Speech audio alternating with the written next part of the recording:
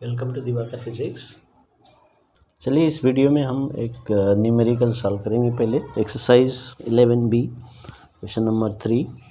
तो इसमें आप देख सकते हैं question, molten metal of mass 150 gram is kept at its melting point 800 degree celsius. When it is allowed to cool and freeze at the same temperature it liberates 75,000 of heat energy.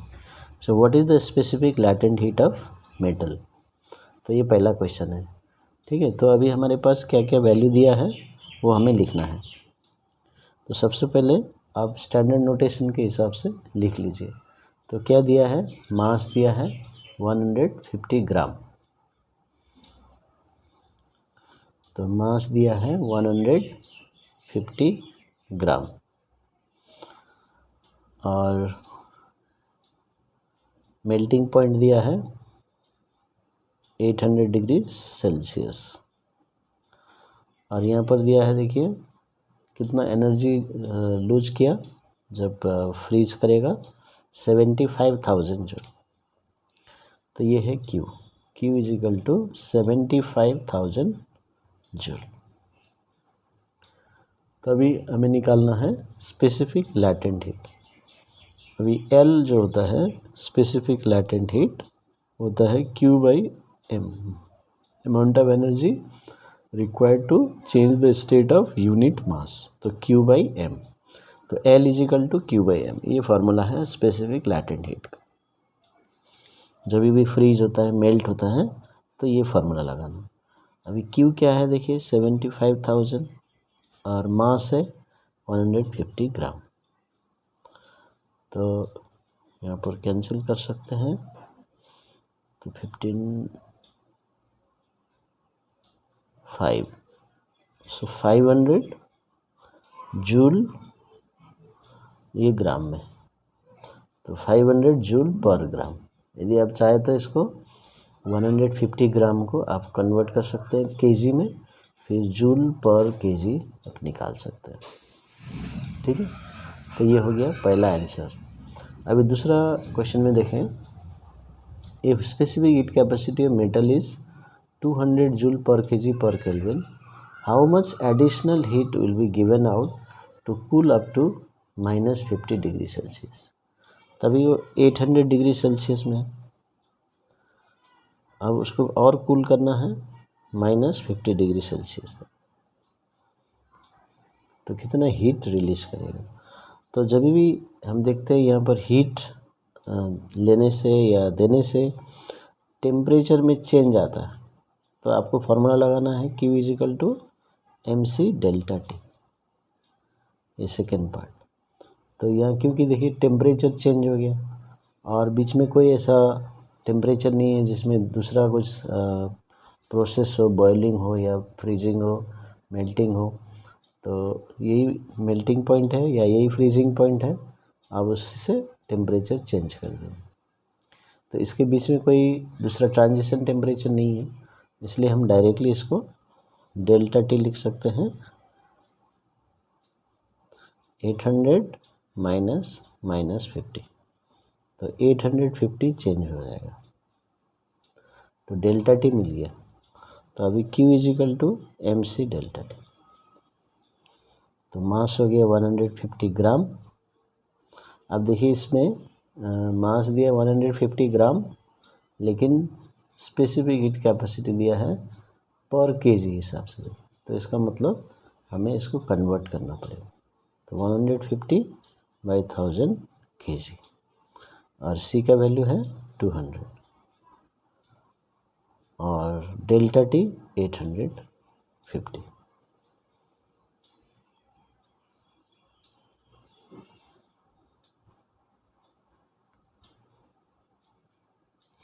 देखिए इसको solve करेंगे। 150/1000 kg into 200 joule per KG per degree Celsius into 850 degree Celsius. तो इसको solve करने से 25,500 ये joule आ गए, क्योंकि हीट निकाल रहे हैं। तो 800 डिग्री से फ्रीज होने के बाद टेम्परेचर चेंज करेंगे तो इतना हीट रिलीज करेगा। तो इसमें डेल्टा T है, चेंज इन टेम्परेचर है, तो आप इस फार्मूला को लगाइए। और जब भी चेंज ऑफ स्टेट है, फेस चेंज हो रहा है, ऐसे सिलेबस में अभी मेल्टिंग एंड फ्रीजिंग है, तो उस केस में Q इजिकल टू ml लगा सकते हैं या L इजिकल टू Q/m भी लगा सकते हैं। तो इस तरह से हमने ये हीट और स्पेसिफिक लैटेंट हीट निकाल ली। क्वेश्चन नंबर 4 देखते हैं। A solid metal of mass 50 gram melts at its melting point of 800 degree Celsius by providing heat at the rate of 100 watt. The time taken for it to completely melt at the same temperature is 4 minutes. What is the specific latent heat of fusion of metal? तो अभी हमें M दिया है मास 50 ग्राम, melting point भी दिया है 800 degree celsius,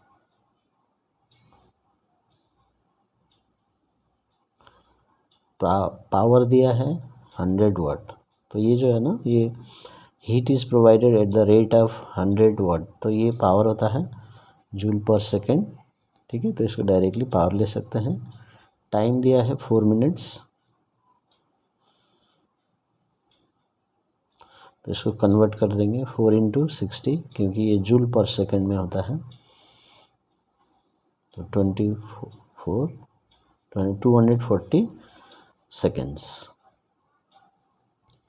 तभी हमें स्पेसिफिक लैटेंट हीट निकालने बोला। तभी स्पेसिफिक लैटेंट हीट के लिए हमें Q/m चाहिए। तो Q तो नहीं दिया है, M दिया है, तो इसका मतलब Q निकालना है, फिर इसमें पुट करना है। अभी Q कैसे निकालेंगे? Q is equal to P × T करेंगे। देखिए यहाँ पर पावर दिया है और टाइम दिया है, और इन वैल्यूज़ का हम यूज़ करेंगे। ठीक है, तो P × T, तो P क्या है 100 और T है 240, तो 24000 जूल। तो इतना हीट सप्लाई हो रहा है। ठीक है, इतना हीट सप्लाई हो रहा है। तो अभी हम L इजिकल टू Q/m, तो Q क्या है, ये 24000 बाई मास इज़ 50 ग्राम। आप चाहे तो आप मास केजी में भी कन्वर्ट कर सकते हैं, और यदि आप ग्राम में लिखते हैं तो अकॉर्डिंगली यूनिट में आपको पर ग्राम लिखना पड़ेगा। ठीक है, तो मास कितना आ गया 50 ग्राम।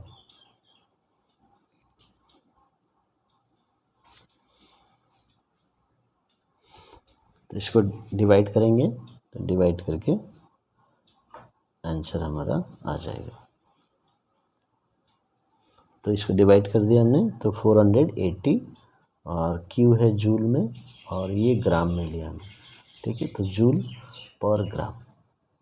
तो इस तरह से हम निकाल सकते हैं। तो यहाँ पर स्पेसिफिक लैटेंट हीट खोजने बोला था, तो हमने पहले Q निकाला पावर को यूज़ करके, फिर हमने L इजिकल टू Q/m लगाया। तो इस तरह से सॉल्व कर सकते हैं। नेक्स्ट क्वेश्चन है, A refrigerator converts 100 gram of water at 20 degrees Celsius to ice at -10 degrees Celsius in 73.5 minutes. Calculate the rate of extraction of heat. तो हमें क्या क्या दिया गया है, तो इसमें लिख लेते हैं। पहले मास दिया है 100 ग्राम,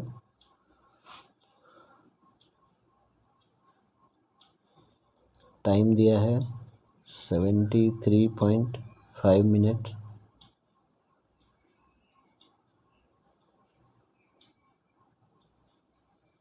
तो इसको हम 73.5 × 60 सेकेंड्स लिख सकते हैं, और बाकी वैल्यूज़ दिए हुए हैं।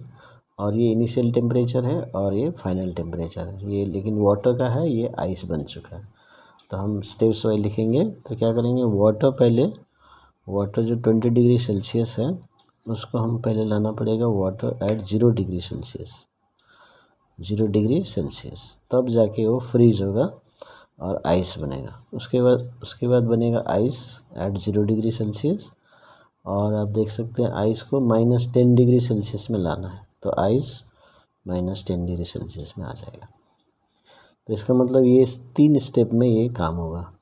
तो water first changes to water at 0 degree celsius, पहले 20 डिग्री सेल्सियस से 0 डिग्री सेल्सियस तक आएगा, फिर फ्रीज होगा, फिर आइस का टेम्परेचर -10 डिग्री में आएगा।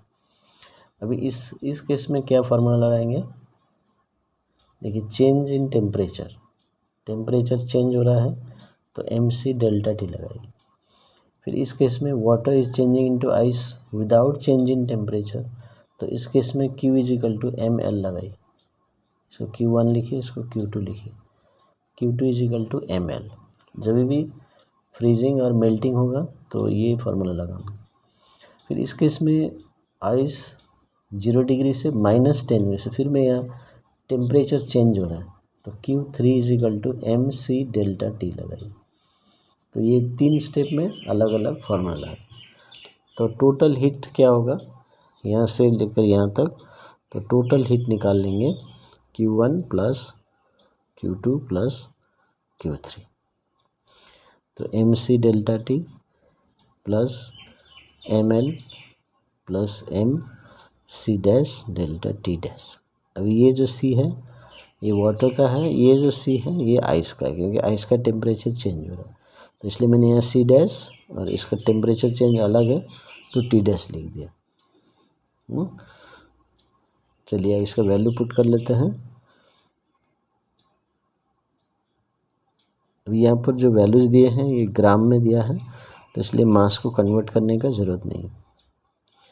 तो 100 ग्राम, चाहे तो आप इसको कॉमन ले सकते हैं क्योंकि m है। C कितना है, C ऑफ वाटर है तो वाटर का 4.2, डेल्टा टी कितना है, देखिए 20 से लेके 0 आया तो 20 हो जाएगा, प्लस मास हमने कॉमन ले लिया, L का वैल्यू देखिए कितना है, ये 336, प्लस मास कॉमन चला गया, C डैश, C किसका है, ये C डैश किसका है, आइस का, तो आइस का है 2.1, और डेल्टा टी आप देख सकते हैं 0 से लेके -10 तक गया तो 10 डिग्री लेना, नेगेटिव नहीं लेना, ये 0 से लेके -10 तो +10 लेना, 10 डिग्री सेल्सियस। अभी हम इसको सॉल्व करेंगे, तो इसको सॉल्व करते हैं तो देखिए हमारे पास आ जाता है, तो हमारे पास आ जाता है ये 84, 336 और ये 21, इसको ऐड करने से 441 इंटू 100, इसका मतलब 44100 जूल। तो इतना हीट वो एक्सट्रैक्ट होता है यहाँ से लेकर यहाँ तक आने तक। ठीक है, तो एक ही बार में नहीं, 3 स्टेप्स यहाँ पर। अभी rate of extraction of heat बोला है तो पावर निकालना, power is equal to energy by time, so Q/T। तो ये आ गया 44100 डिवाइडेड बाई 73.5 इंटू 60, तो इसको कैंसिल करेंगे। ठीक है, तो ये 10 वाट आ जाएगा। तो ये हो गया power of the refrigerator, 10 watt.